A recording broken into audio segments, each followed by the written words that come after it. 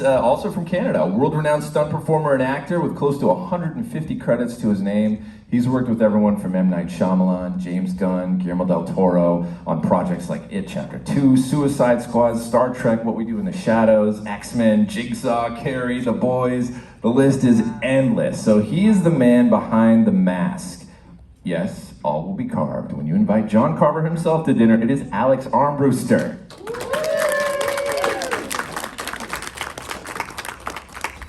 All right, Lauren, take it away. So I wanted to ask you guys what your relationship is with horror, the genre, as a viewer. Do you love it? Are you big fans? I actually don't watch a lot of horror movies myself. I watched the Scream movies as a kid, and I watched a few, paranormal Activity, and I think Haunting in Connecticut. And I was pretty freaked out by those ones, so it kind of turned me off actually, and I don't watch a lot of them now. I'm watching them with like a blanket over my face, So I like making them, but not so much watching them. For me, kind of the same thing. I'm also a big wuss. The paranormal stuff really freaks me out. Like, I can deal with the gore. I think it's because I've been in the business so long. I know that it's fake. Like, I don't get super scared about it. But definitely as a kid, when Poltergeist and The Exorcist came out, like, that changed my life. Like, I still have never rewatched them since I saw those as a kid, because I believe in that stuff, and I always feel like, I think I could take on a serial killer, but I can't take on the devil, you know what I'm saying? Because we're best friends. But yeah, so I think that's, and I'm obviously love acting in them, because it's it takes your acting to such an extreme, and I really, really love that, so yeah. That's awesome. So on the other side of the camera, what are the aspects of telling stories through the lens of horror that you find compelling to perform in? I really enjoy being the killer in this film, because since I am such a wuss with horror movies, it's it comes easy to me what I think would be freaky for somebody. I try to think about what would freak me out, And with the mask on, it's a little tricky because I can't show any emotion at all. So it's all with these little subtle movements and how to utilize timing properly to give a jump scare or something like that. I would say for me, it's weird because I usually play either a bitch on screen, like it's my face, or so I'm rarely ever the victim, right? So this one was really interesting, and I in Thanksgiving, right, of being the victim, but putting up such a fight beforehand. So this usually I've been the killer a lot of times too in certain movies. So this was kind of fun to be the victim to finally get caught. So give us a rundown of how you each got involved and met Eli and the whole kit and caboodle. We can go with you, Karen. We'll start. Oh God, it's kind of a boring story. It was January of 2023. Sent in a self-tape and to put myself on tape. I was like, oh, what's this cute movie about Thanksgiving? And I did my scene. I was like, oh, another bitch. got this. Put it on tape, and then 3 weeks later, I got the part. And I was like, oh, awesome. So no call back, no Zoom with Eli or anything. And I was like, okay, cool. And then when I started to find out what this was, and then I looked up the Grindhouse show, I was like, oh, shit, this is not a cute little Thanksgiving movie. I was like, oh my God. And then, of course, I read the script. I was like, oh, the turkey. Oh, got it. Okay, yeah. So that was kind of really easy process. Really blessed. Yeah. Has everyone seen the movie? I just want to give any spoilers. Yeah. Okay. Okay, all good. Right. All right. Yeah. So for me, I always research what's going to be coming to film in our area, which is in the Toronto, Canada area. And so I found out that this movie Thanksgiving was coming to town. Okay, so I looked that up, and then I looked up to see who the stunt coordinator was, because I usually do stunts. And I happened to know him, and I worked with him several times before, so I sent him a text message saying, hey, I'm Patrick Dempsey's, I'm his size as if you need a double for him. And he's like, actually, yeah, I do. Do you want the job? And I'm like, yeah, sure. And I didn't know anything about the script or I hadn't seen the fake trailer or anything. And then I showed up on set the first day, and they had me dressed up in they called him the stunt pilgrim on the call sheet. So he didn't even have the John Carver name yet. They didn't know, and then I got in the costume, and I figured, okay, it's just going to be a situation like normal for me, where I'm stunt doubling the actor and doing the stunts, and then he'll jump in and do the acting beats, and that's how we normally do it. But in this case, they let me just be the only one in the costume for the diner scene when I was fighting with Lizzie, the waitress. And so that was the first time in costume. I didn't know how the character was supposed to move or anything, so I kind of came up with it on the spot, and Eli happened to like it, and they kept asking me to come back and do the rest of the movie, basically. So it's pretty interesting how it all worked out. What did you guys notice being on set for the first time with Eli? The things that made him unique as a director? Oh God, his energy level. Really? He's just like, okay, and he works really, really fast. He loves improv. I love doing improv too. Him and Rick Hoffman, so played like my husband, they would just be so ridiculous together. And then Eli got such a kick out of Rick all the time, so he was always like, Rick, just go. He's like, I'm just gonna have the camera roll. Just go. He just wanted Rick to be funny all the time. So definitely his energy level.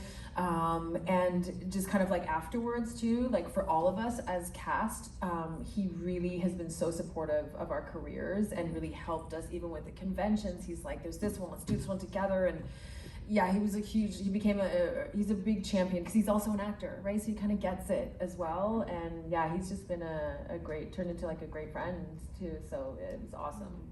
Loved working with him. Yeah. When you guys read the script, the full script, were you surprised that Patrick Dempsey's character was the killer? So the funny thing with me, I never read the whole script. Oh Every day I showed up and they give you, in your trailer, they give you sides, which is like the script for the day for the scenes that you're shooting only. So I got little snippets as we were going, and I didn't even know the whole story. When did you know it was a horror film? I mean, the first day when we were doing it. I mean, it was pretty easy to tell, but yeah. And then I watched the fake trailer the first day as well and figured out what it was. Karen, Kathleen has super strong character traits. She's very exaggerated, leaps off the screen. How did you build her persona? So again, when you're playing, like I mean, we laugh, but I do play a lot of bitchy characters. I think that when you are though, like when you're, again, as women, we're often portrayed as like bitchy if we're strong or opinionated or, you know, whatever. So I never want to approach these characters as always just straightforward, like bitchy, like that. Like that's so boring. That's Real Housewives. Like that's just not interesting to me. I was kind of end up finding like some kind of, I'm not like a huge method, huge backstory kind of actor, but I do like to bring layers to the character. So that she's, you know, with Kathleen, I really wanted to show that she did love her husband. She did love Thomas. It wasn't just like, she was a bit greedy, maybe a bit of a gold digger, but it wasn't all just kind of about that. So I really wanted to show, like at the Thanksgiving table, you know, at one point I was like, you know, I wish you, you know, a very happy Thanksgiving, whatever my line was, and I think I blew him a kiss or something, or like I winked at him or something, and that was like kind of my decision. I really wanted to show that we have a connection. So that's kind of how I approach these characters, and with Kathleen, that she wasn't evil, right? She wasn't evil. She was just like maybe a little competitive with her stepdaughter, and maybe not the brightest, and maybe a little greedy, but not like evil, right? So I feel like that kind of came across because some people have told me that they felt a little bit bad for me when I was in the oven. I was like, yay! I'm sure some people cheered. Okay, I don't blame you, but yeah, you did a great job at kind of making that character switch too, and you really fall in love with your character. I find through the second half of the movie, you know. But we'll get to that later. I want to hit up Alex with just constructing John's. As you mentioned, you kind of created his movements and everything. And when we first see him in that diner, he's moving like really slick. It's calculated, fast. He knows exactly what he's doing, and he's efficient. Yeah.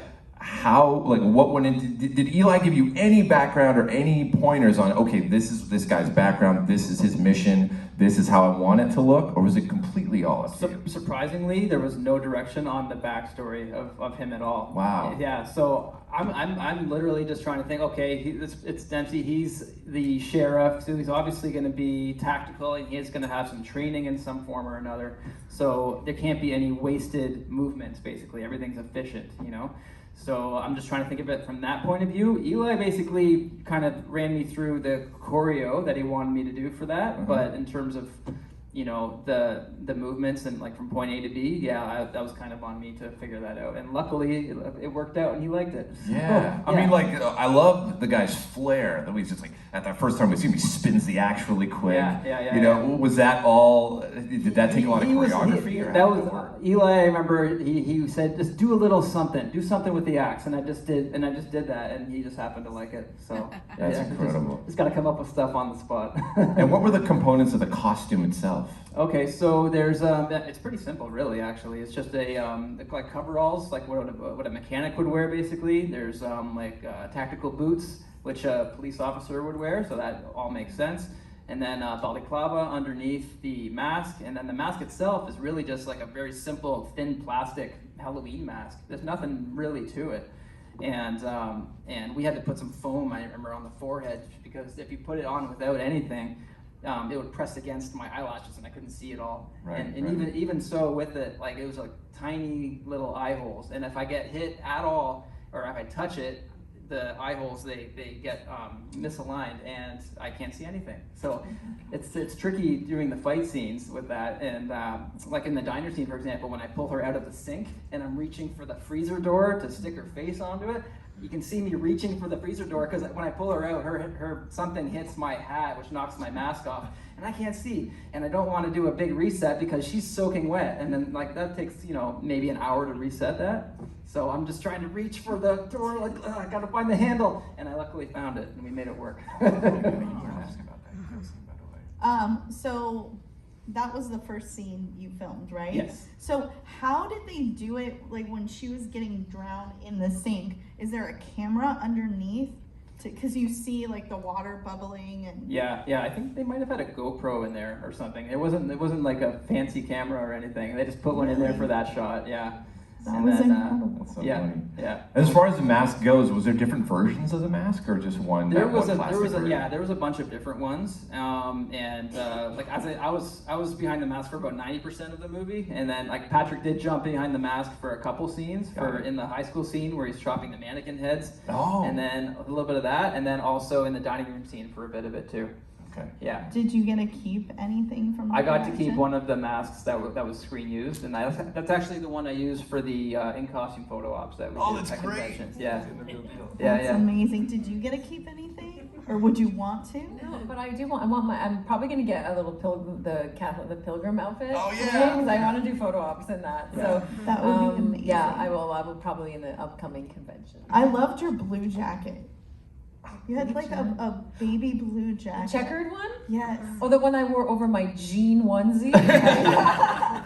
You mean my jean onesie and those like thigh-high suede boots that Patrick Dempsey said I looked sexy in? For the record.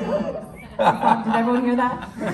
Everyone sponsor app recording. I was so nervous because I had a huge crush on Patrick Dempsey. And I don't crush on a lot of like celebrities. I'm just like, whatever. I worked with like big names. I'm like, cool. And Patrick Dempsey, I was like holding the eggplant going.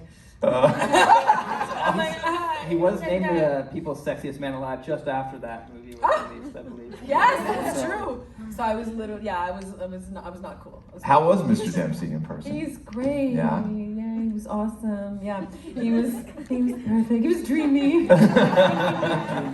was great. He was funny. Actually, he was really funny. He wasn't. I think he's my height, but with those heels, I was like this. So in the farmer's market scene, right, we're like we had our scene like this, and then I was like, oh. So you always like out of respect, right? Especially I was like, he's a star. Like I don't want to be towering over him. So we were kind of filming, and so I kind of found an area where the dirt road kind of like went down a bit. So I put myself down. So that I was like, I'm sure you appreciated it. What was the first time you saw Alex in full getup? When was it?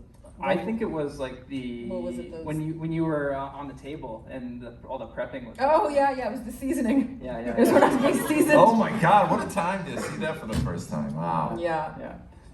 Is that when you put a whole chunk of salt in my eye, or is that before or after? Which one? Right. Vegetable oil over your face. I felt pretty bad. Yeah. I was like, he's like, don't move, Karen. I was like, fuck you. I'm trying not to.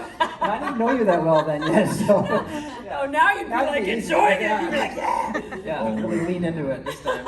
I want to go into that whole thing in great detail in a little bit here. But what do you recall each about your very first day on set? I mean, for me, it was that diner scene. Yeah. Yeah. So, yeah.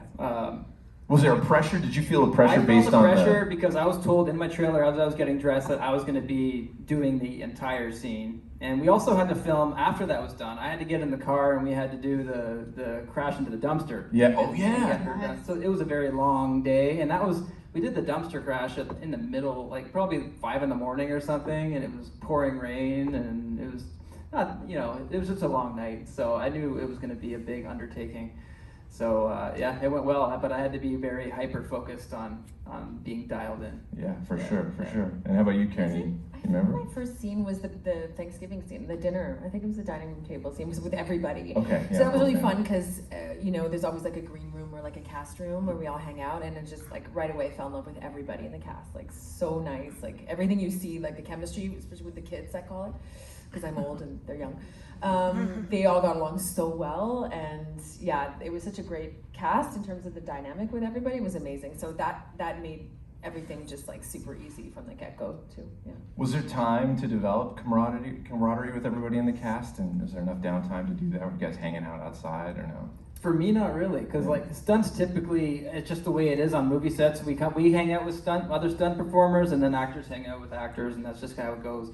I hung out with some of the other cast when we were doing the gallery shoot for the movie posters and all that. Yeah, so that was kind of cool. That's when I really got a chance to talk to everybody. But before that, yeah, I was just hanging out with stunts. What did you notice about the way Eli runs a set?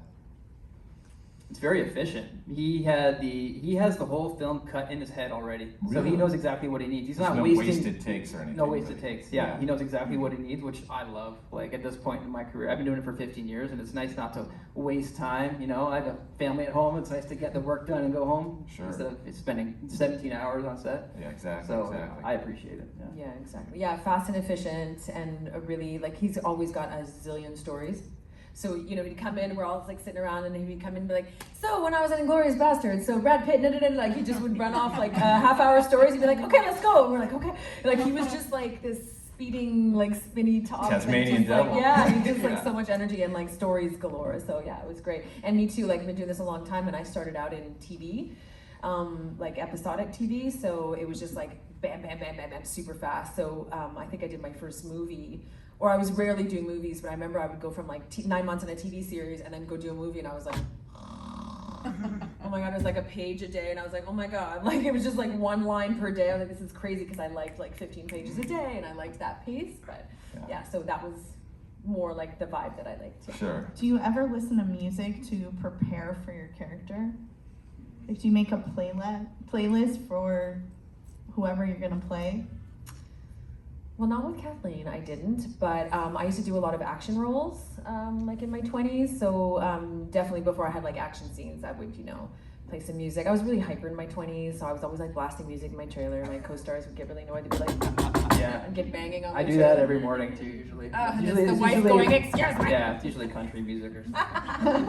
But no, like I've been in some superhero movies like Shazam and Suicide Squad, and I remember it was right in the height of all the superhero movies like Avengers, when it was all there, so it was a really cool time to be a part of it.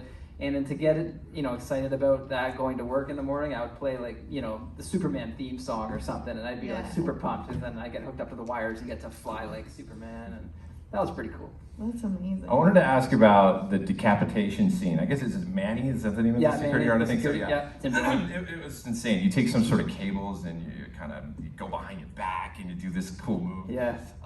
Tell us just a little bit about the choreography of that scene and just being able to work with these like prosthetics, like the head that's left is incredible looking. Yeah. So the head was very realistic for sure. And for the actual beheading part of it, it was a whole dummy that they made. And it was all practical effects. There was no VFX at all.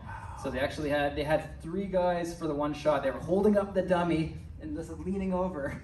And when I did the beheading, they were supposed to just like hold it there. And the one guy, I remember, they had all this blood flowing out, and the one guy holding the dummy was getting just covered in blood. He wasn't supposed to, but it just happened, and he just went with it. But it was brutal. But yeah, Tim was great. We came up with the choreo kind of on the day too. That was kind of the theme of this movie. Yeah. Usually for fight choreos, we have like tons of time to rehearse, like prior to being even on set that day.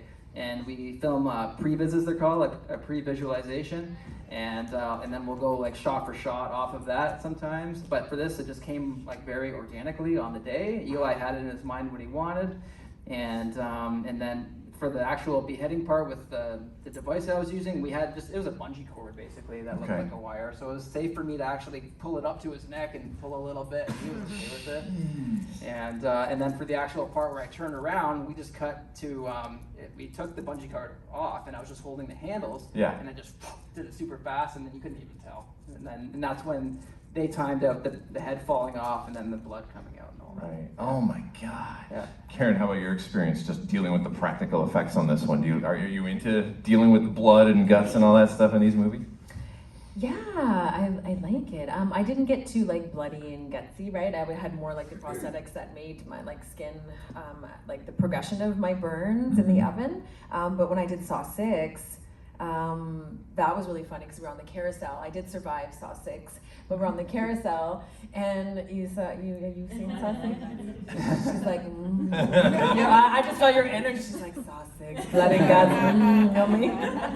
But we were all, I mean, people's heads were getting blown off, right? So one time, like, it was just like after a day and we're like having lunch and we're just like eating our lunch and just like talking to each other, and I was looking around, everybody just has pieces of brain. I've got his brains on my head, and it was just like, I was like, what the hell do we do for a living? So I love that stuff. I think it's great. But in terms of Thanksgiving in the oven, it was really just a lot of, for me personally, the acting came from my imagination, right? I had to pretend it was hot in there. I was tied up and I'm a little butchy, so like I was really like hitting stuff a little too hard. So I like had a lot of bruises. So it was self-inflicted, actually, damage. All my injuries are self-inflicted. So yeah, I love it though, it's fun. The cheerleader kill is a big moment in the fake trailer, and obviously we just recreated for the film. It's kind of a big deal to get that right. What was that like to just get that sequence? So that sequence, John Carver, believe it or not, you don't see him in there really, except for the breaking of the neck. Yeah, twisting right? the guy's neck. Yeah, but the trampoline, it was all just cut onto the trampoline bed, right? So it was someone else. I wasn't there that day, so really? Someone else was under there with a knife, just putting it up. It was a process. Yeah, I didn't need to be there for that scene at all.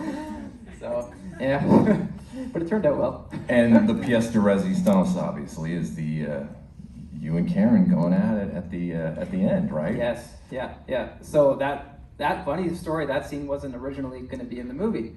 So the entire sequence? The entire scene wasn't in the movie. No way. Yeah. Like, so the whole chase. The cat and mouse thing, everything. That wasn't it. That makes the movie. I know. Oh my God. So the original shoot was March, April? Mm-hmm. March, April 2023, right? Mm-hmm. And then we wrapped, then they went away, they started cutting the movie. I think they did some screen testing and stuff, and then Sony came back and said, hey, like, we want to spend some more money on this.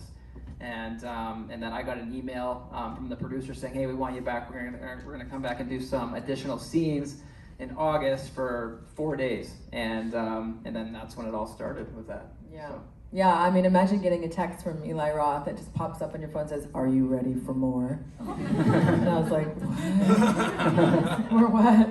But I was like, yes.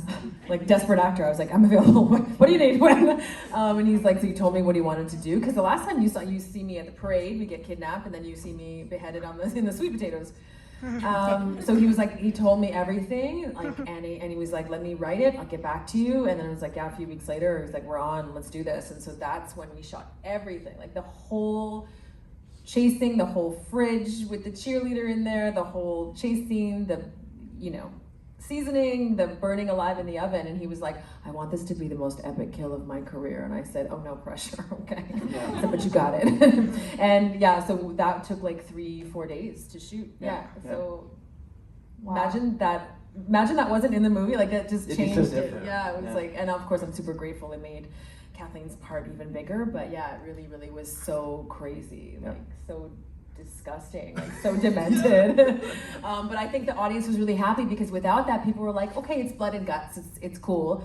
But this took it over. This was like, okay, Eli, you outdid yourself, and that's what he wanted. Yeah, and it changed the arc of your character too, because you're trying to save the cheerleader, and it makes the audience like you a bit more. Yes, exactly. Yeah. Originally, what was the end? What was the end? Well, it wasn't even that it was the end. It was that you never, in terms of like Kathleen, you never saw the process of her becoming a turkey. Okay, so it ended the same way. It just didn't ended really the same build way. it. Yeah. Oh, but actually, no, they filmed it. They filmed the original. So imagine like when they were around the table and like Kathleen's like on the like with her little legs and everything, right? She's like a turkey, and then people are barfing, and then he's cutting up the thighs and everything. So when they originally filmed that, I think it was a little bit more revealing. I think that Kathleen didn't have any clothes on. Oh. And I think there might have been a thermometer somewhere. Wow. Okay, so I wasn't there, but I know that there was pretty like whatever, and apparently one of the executives from Sony came down and went, "Hell no!" Yeah. But they had already shot it all day. Everyone's like, crying, barfing, this all day, and they went, this is too vulgar. Reshoot it. Yeah. So they had to reshoot it, and they put a little. They dressed me my carcass up a little bit more modest. Yeah. I They feel tried to like keep if some they of it, but for every shot with her character on the table that you saw, I had to go in and reshoot everything. Oh my gosh. Yeah. I feel like Bloody Disgusting would totally be okay with releasing that kind of stuff after Terrifier. They'd be like, oh, that's nothing. Was that scene in a practical building or was it a set? Which part? The dining room part? Where the whole refrigerator scene, where Thanksgiving. That was a practical set. That was filmed in like a pioneer village in just north of Toronto, and normally that's open for people to go check out and Like it's a field tourist trips or location. something. You know, like Jamestown or Williamsburg in Virginia. Like It's it's closed create down people when it's walking filmed around there. in the costumes and stuff. Yeah. Was it hard to get around in that space because there was so much stuff? I mean, it was packed Not really full designed of. as a set. Yeah. Yeah, I was a little nervous because I was barefoot the whole time when I escaped the table, and I had to like run up the stairs and I had to do like the crawls and stuff like that. I remember I had to run up the stairs and I was like, I didn't know if it had been swept. I was like, there could be a rusty nail that I'm gonna step on. So I was quite nervous. I remember I was like, oh my God, like I didn't get my tetanus shot lately, so I just really need to be careful. Yeah. So it was really dirty. It wasn't like a prepped set, but that just made it so cool. Yeah. Right? It really, really added to the whole thing. So it was great. What were you basted with? Like, what were they putting on? It was legit oil. Yeah. There was nothing special about it. I was very soft. I felt pretty after. bad. No, I loved it. My skin was so Great. soft after. It was like Like your eyes might amazing. hurt. But so we were, how I said before, like salt in my eye. I always say this in panels just to make you feel bad every single time. Like I'm lying there and then like the seasoning's happening, and then I remember like, so Eli was like, the salt goes in, and I was like, oh, that was a lot of salt. But I was like, okay, cool, my eyes are closed. And then Eli's like, okay, Karen, on 3, you're gonna open your eyes. You know that famous scene like where I opened my eyes to the camera, and I was like, oh shit. Because I could feel my eye was like starting to burn. I was like, oh no, I don't want to disappoint Eli. But he was like, and 1, 2, and I went, I can't open my eyes on fire. And I'm like, so we had to stop and to get it out of because my eye was just, so we had to reset for like 10 minutes. and then we reshot that scene. But yeah, that was crazy. Yeah, and all the seasonings and stuff. And I remember I went home and I was like, I smell like stuffing. Like I smelled like parsley and seasoning for days. My natural scent. Yeah. It was funny when I first read the script for that part of it, and I saw that there was like, John Carver's chopping like a trained chef, and I'm like, and that stressed me out. I don't know how to I'm You've not the jumped off best. buildings, but that's your nervous. I don't cook that much these days. So they actually got a chef to come in and dress up and just that's for funny. the tight It's a shots. chance. Yeah. So and then I did the rest of it. Did you have to do like multiple takes of being basted? You have to shower and come back and do it again? What was No, that not like? shower. They just kind of like wiped it. Yeah. The little, whose idea was the little parsley between my toes? I think that was Eli, but it was enjoyable Just to put a little. perform. I was like, oh God, I can't believe my feet are on the screen this big. Oh God. And then you had to drag her Oh yes. in that scene. What was that like? She didn't make it easy for me, that's for sure. Like legs were a bit sore the next day. She's just reaching in with her. I told you I'm butchy. Remember when I said it before? I'm a butch. I like it. I get really into it. Like just let up a little bit next time. Yeah, because like the camera was there and I was like, oh, here's my big moment. I was like, yes, big close up on my face, and I was like, and he was dragging me, and I had like I just was really into it, and I'm like, my nails were like, bling, like popping off. They're just like, ow. And so we're like dragging, and then it was like by the 3rd take, he was like, because I think at one point Eli was like, drag her faster, whatever. And so Alex comes in, he's like, hey Karen, you mind just like not digging Work in with so me much? here. Like just work, you're making me look bad here. I was like, okay, I'll leave that. But I was digging so hard that it was really hard for him. But, yeah. What were the mechanics of the oven? Was there like a roof on there? I would have felt claustrophobic. I know a lot of people say that, right? It was a real industrial oven, so it was not fake. It was real. So yeah, I literally had to like crawl in there, right? I had to like slither in, but I could never have any cushion under my head. It was all like metal grates, right? Like an actual like grill. So imagine after hours of that, like my back of my head was just completely, I couldn't even, right? So I actually like sell this 8x10 down there of this, I'm just kind of like resting in the oven, like on my side, and just kind of, it looks like I'm like posing, but it was literally between takes where I just had to like get my head off and I just rested. But yeah, so it was usually like 3-sided. They would take off the top or take off one side or like pull down the door. But then there was one wide shot where it was like your POV of the oven, so they had to completely close me in. And that's when I was like, I'm not super claustrophobic, and I was like, this is small. This is small. Right, because you really can't hear very much. Yeah, it was crazy, but I survived. No, I didn't. You know, Karen survived, Kathleen did. Was the music on set, that creepy haunted house song that was playing when you were doing the bass? Was there on set? No. Surprisingly. I would think it'd be a traumatizing track for you to listen to now. Yeah. How did they do the gig with the pitchfork in the back? Yeah, what did we do? There was a rig that they, and she had a stunt double too, that did like the fall part of it, and we rigged the handle and the part of the pitchfork that it was like kind of strapped to her back basically. Right. Yeah. So they did. So there was a shot where I did the throw, which was trickier than I thought it would be because they needed. I'm a lefty, and they needed me to do it with my right arm, and there's like the narrow doorway for me to get it through.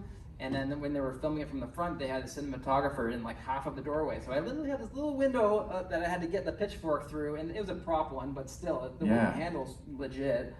And I didn't want to kill the camera guy, so it was like stressful for me, but it worked out luckily on the first take. And then they would whip pan to the back of her stunt double having the rig in her back, and then she would fall, and then they cut to her on the ground, and then me coming to grab her and drag her away.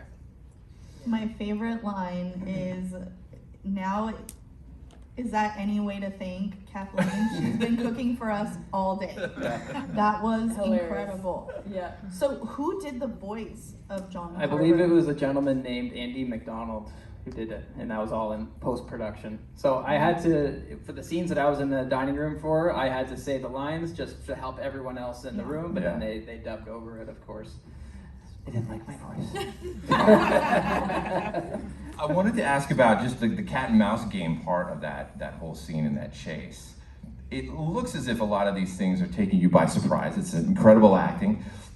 Are any of those items that happened, like any of the sequences that happened while you were running around, opening the fridge, seeing that did you know that she was going to be in there? Or were you just told to open the fridge? The pitchfork coming through the wall, did you know that was going to happen? Okay, so everything, knew everything that was going on. The one real reaction that you see is that pitchfork when it came through the wall. So obviously it was rigged, right? Yeah, there's safety because it was a real pitchfork, right? So I'm here in the wall, and so we have our stunt, everything. So they're like, they kind of they did holes in the wall from the other side, right? So they're like, so they put the pitchfork, so they're like, okay, Karen, so it's gonna come here, right? And I was like, okay. So I'm about like a foot away.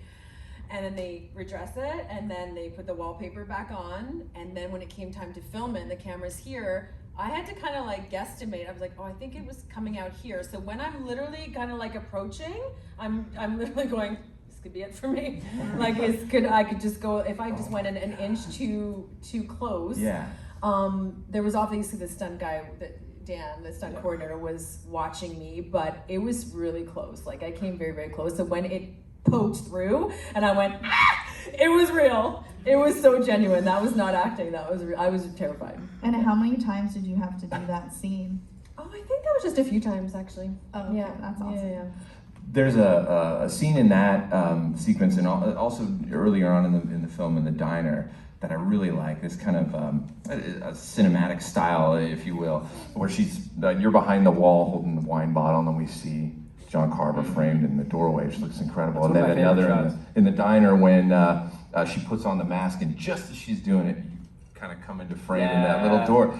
Talk about building those moments. Was Eli, did he have that vision on the spot, He had or that was in it his something? mind, and that was the very first shot of the movie that I was in. So that Wow. in the costume, that was the first setup that we were doing. So I was just like, yeah, I mean, I'm stressed out. I just want to I want to get the timing right, Yeah. you know. And we got it luckily, I think in maybe 2 takes or something. So yeah, luckily that all worked out well. But that was the very first time. Yeah. Wow. And then that scene when you're holding the bottle, was that like a big moment for Eli to be able to get that look right? Oh yeah.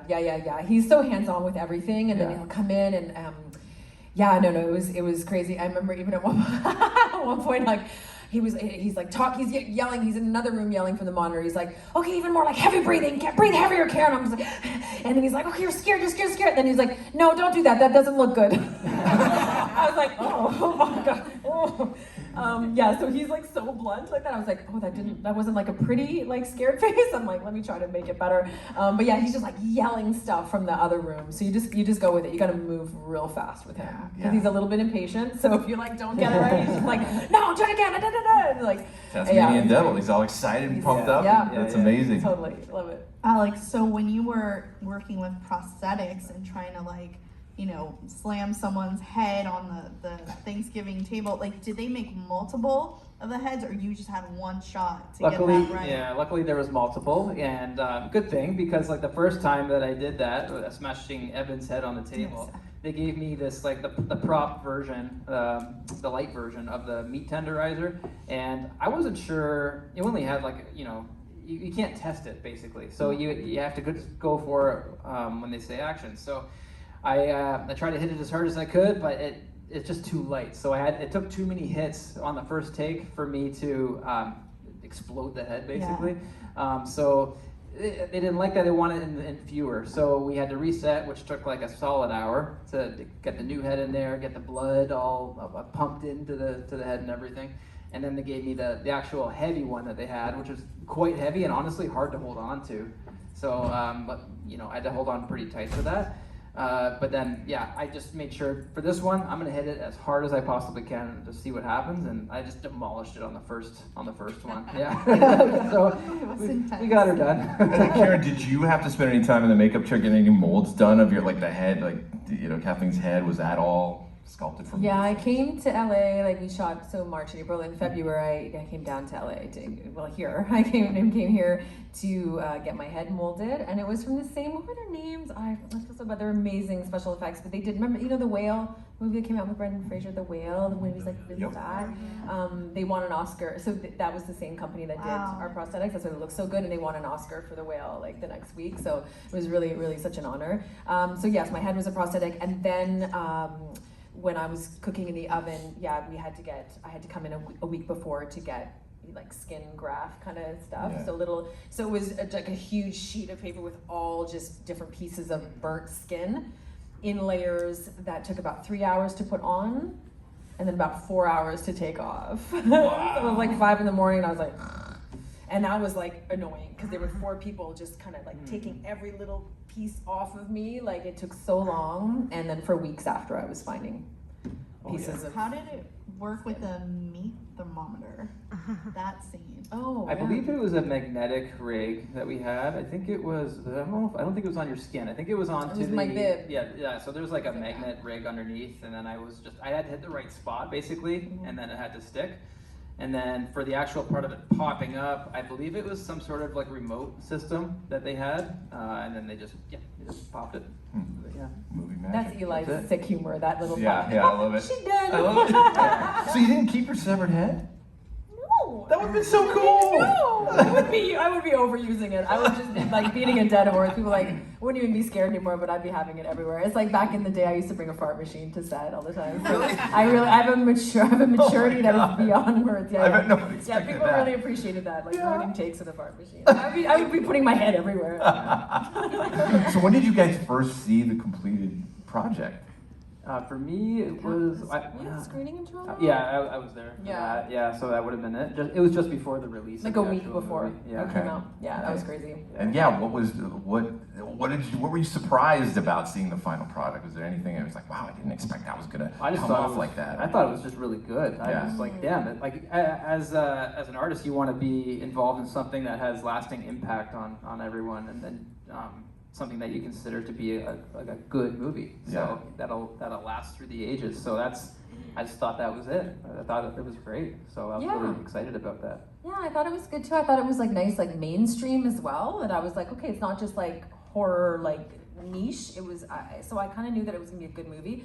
But when it got released, I brought a bunch of my friends and we went to the theater together. We're like, yay, let's go watching it. So all my friends who obviously know my personality. So we're in the theater and we're watching it. I was like, oh, it's my face scene with the face thing and stuff like that. They're dying of laughter. They're like howling, and it's a packed movie theater. I was like, shut up.